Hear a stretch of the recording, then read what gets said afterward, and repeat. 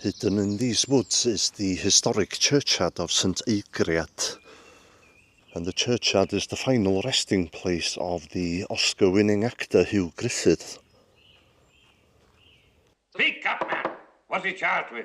He's not charged at all, your worship. This gentleman appears against the boy. Boy? What boy? I see no boy. The boy in the dock, your worship. Oh, yes. Well, stand up, boy. I can't see you. He is standing up, your worship. Don't be impertinent. Put him on a box or something. Griffith won his Oscar for his part in the Hollywood epic Ben-Hur, starring alongside Charlton Heston. And it's probably Charlton Heston who best summed up Hugh Griffith's career when he said he was a brilliant actor, but he was also a legendary eccentric and heavy drinker, making him both a delight and a handful to work with on set.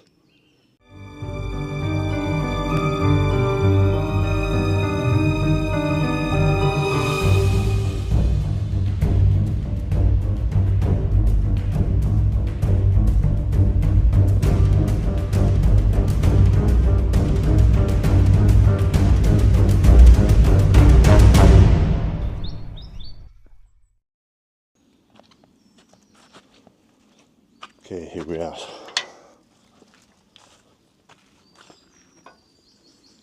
There's been a church on this site since the 6th century.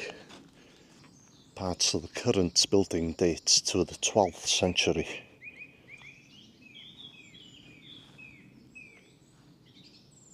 I think it's going to be locked, but we'll try it.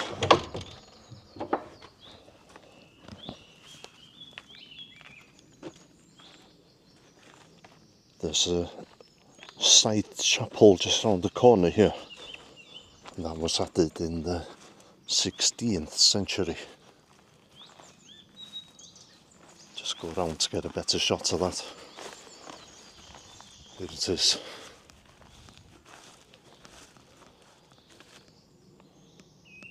Hugh Griffith is best remembered in Wales for his part in the cult film Grand Slam in the late 1970s, and many people don't realise what a big star he was in his time. It took me weeks.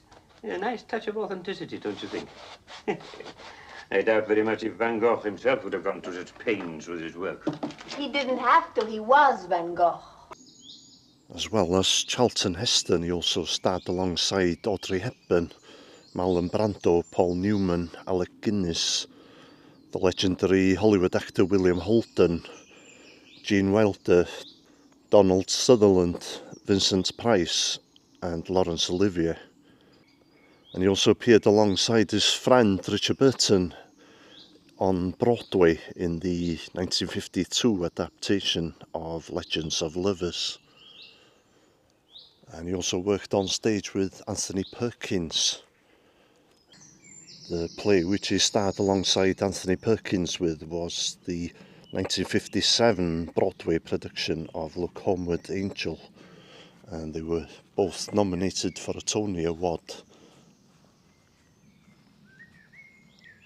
As well as his Oscar win for Ben-Hur, he was also nominated for an Oscar for the film Tom Jones. And he was also nominated for a Golden Globe.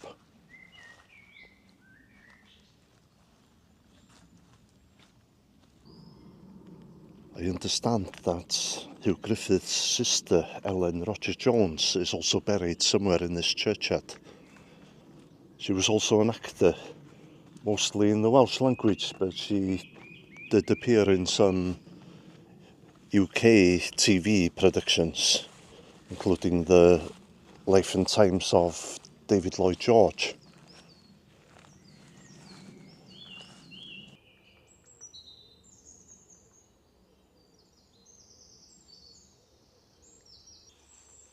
Hugh Emrys Griffith was born on 30th of May 1912 in the village of Marian Glas in Ynys Môn. He wasn't a child star, although he did give an Oscar-winning performance at Llangefni County School at one time, where he faked a fainting incident so convincingly that the teacher sent him home for the day. His family pushed him towards a career in banking, and he actually started his working life as a bank clerk, but he moved to London solely to get closer to acting opportunities. He finally gained admission to the prestigious Royal Academy of Dramatic Arts, but his acting career was paused when World War II broke out. And during World War II he served in the Royal Welsh Fusiliers, including during the Burma campaign. He resumed acting in 1946, joining the Royal Shakespeare Company, where he quickly gained acclaim for his wild-eyed, formidable presence. His big break came in the 1950s, where he transitioned from British films to major Hollywood productions. And of course, the pinnacle of his career was the Academy Award for Best Supporting Actor for his role as the Arab Sheik Ilderim in the epic Ben-Hur. And he wasn't present at the awards ceremony.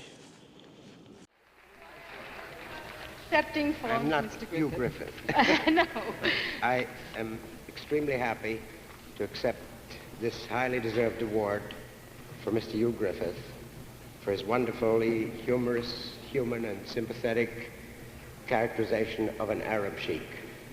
However, he was present at the 1961 Oscars ceremony, where he apologised for his non-appearance in 1960. Some of his other notable film roles include How to Steal a Million, the 1966 film starring Audrey Hepburn and Peter O'Toole, and he played Audrey Hepburn's father in this film. He was also in the 1962 film Mutiny on the Bounty, starring alongside Marlon Brando, who apparently was very disrespectful of his co-actors. He starred alongside William Holden in the 1962 film The Counterfeit Traitor. And he was in a film with Gene Wilder and Donald Sutherland in 1970, Start the Revolution Without Me, where he played King Louis XVI. During the filming of Mutiny on the Bounty, Griffith struggled severely with alcoholism. He frequently disappeared from the set, and his behaviour eventually became such a disruption to the already delayed schedule that MGM actually fired him mid-shoot. Despite his tendency to be a bit of a handful on set, many of the actors who worked with Hugh Griffith were very complimentary about his talent. Alec Guinness admired his dedication to character acting, viewing him as a remarkably sharp and unique performer. David Niven admired Griffith's unapologetic individualism in an industry heavily controlled by pristine studio standards. Laurence Olivier viewed him as a vital force of nature who could hold his own against any leading man in the world. By the 1970s, he was appearing in films which probably weren't worthy of his talent, including a number of horror films, although he did star with big names like Vincent Price. He actually starred in 3 films with Vincent Price, and also 1 film with Peter Cushing.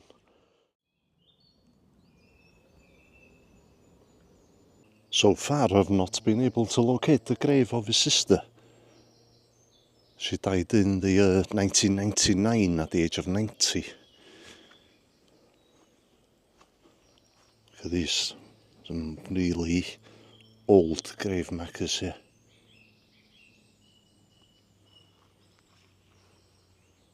These must date to, well, at least the 1700s. Could be even earlier.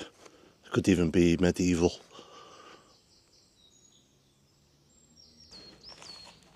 grave of Hugh Griffith is just up here, I think.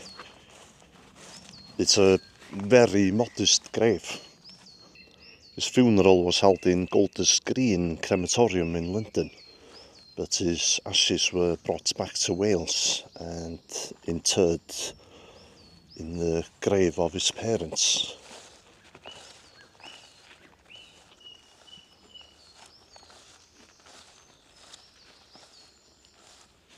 And here it is. So we've got his parents, William and Mary Griffith, and at the bottom, Hugh Emrys Griffith, May 30th, 1912 until May 14th, 1980. We've got the names of some of the family members here, although I'm not sure if they're actually buried in this grave. Don't think this was here the last time I came here, about a year ago. I'll do some weeding.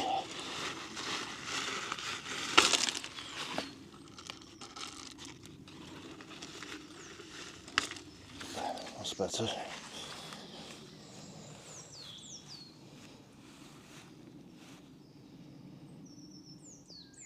I wonder how many people visit this place and not realise that there's a Oscar-winning actor buried here, or his ashes anyway.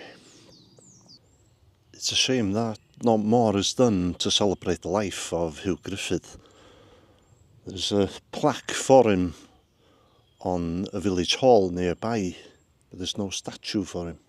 There's one biography, which is in Welsh, and I've seen one documentary about him. Very little else, apart from his films, obviously.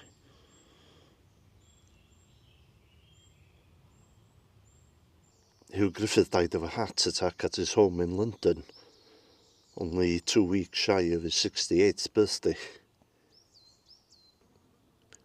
On the day of his death, his friend Richard Burton led the tributes. Not only the greatest actor that Wales has produced, but at his finest, one of the greatest in the world, unique unto himself, with a stage presence that was almost animal in its intensity.